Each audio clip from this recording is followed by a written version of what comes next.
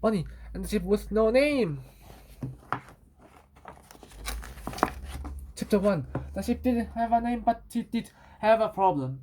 He was very hungry and very hot. He was hungry because he had been trapped by a creek for days. He had down the slope and couldn't climb back up, climb back up again to where the grass was. He was hot because it was summer. There was no shade, and the thick woolen fleece hadn't been shown since he escaped from the farm. His feet hurt too because his hooves hadn't been trimmed. Chapter 2. The man from the SPCA was called Barney. He also had a problem. He had to rescue a ship that had been trapped. Several trampers and the train driver on the rail bridge above the creek had reported the ship into the SPCA. The road where Barney parked his van was 500 meters away. By the time he reached the creek, Barney was almost as hot as the ship he had come to rescue. The ship was lying on the shingle bank of the creek. Approached him with his catchpole in hand. The ship looked too exhausted to move, but I thought it would be easy to catch him and move him back to the van. But he was wrong. As it got close, the ship jumped up and ran away. Barney thought the ship would soon get too tired to run, but he was wrong again. For over an hour, the ship ran away. Every time Barney got within a few meters, Barney was getting hot and tired himself, so he came up with another plan. Without getting too close, he herded the ship into a corner between the creek and the several large rocks, so Barney pushed his catchpole towards the ship. "I've got you this time," he whispered, "because your ship can climb rocks and they can swim." Chapter 3. When I was wrong again about the swimming part, the frightened ship lunged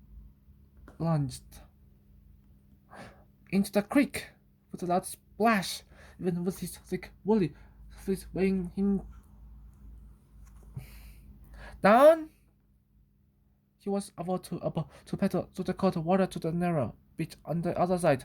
The ship was now safe from Barney and his catchpole, but it was trapped on a tiny beach by another steep single bank.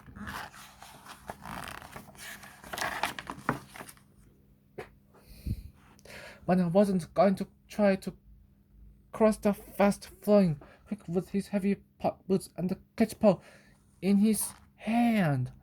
Instead, he scrambled up the bank, walked carefully across the railway bridge, climbed over to fences, and then slid down the shingle bank to where the ship lay wet, miserable, and too excited to move.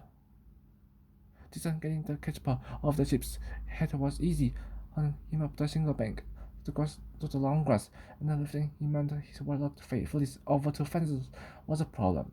It was a problem that Barney was about to solve by heaving, grunting, chanting, stumbling, and grumbling into the hot sun. This is a job for a trained expert, Barney thought. Barney reached the railway tracks he had to cross. So with the ship carefully positioned across his shoulders, he stopped, listened, looked both ways, and crossed the tracks. He was about to sit down and rest on the grass when he heard on an ear shaking. Pop! He looked up and saw the bright light of a train coming around the corner of the bridge. Chapter 4. Barney knew being too close to a fast train would frighten the ship even more.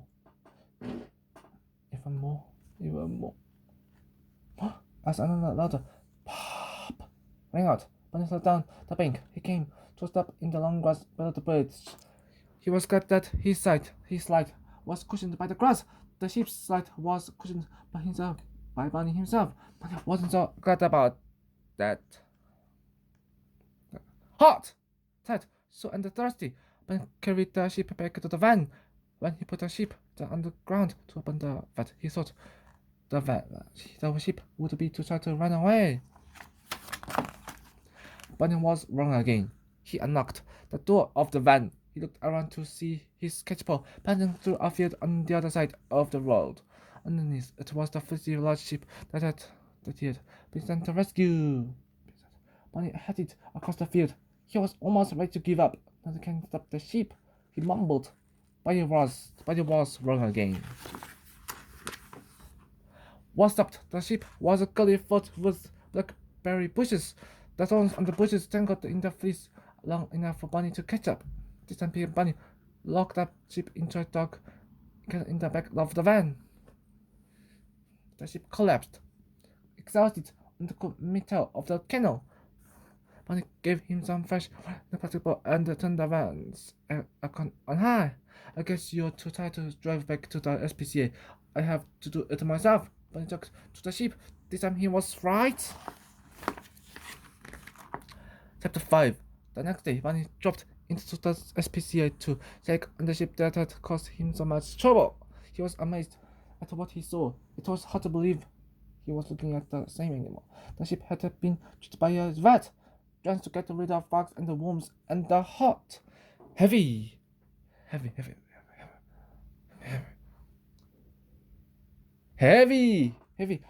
heart had gone. His hooves had been trimmed.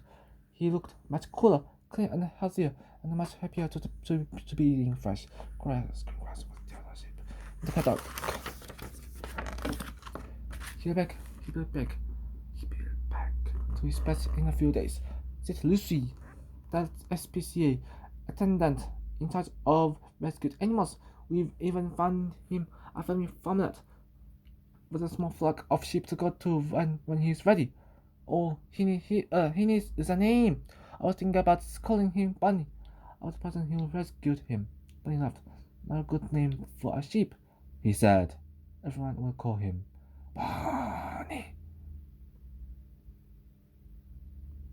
I've got a name.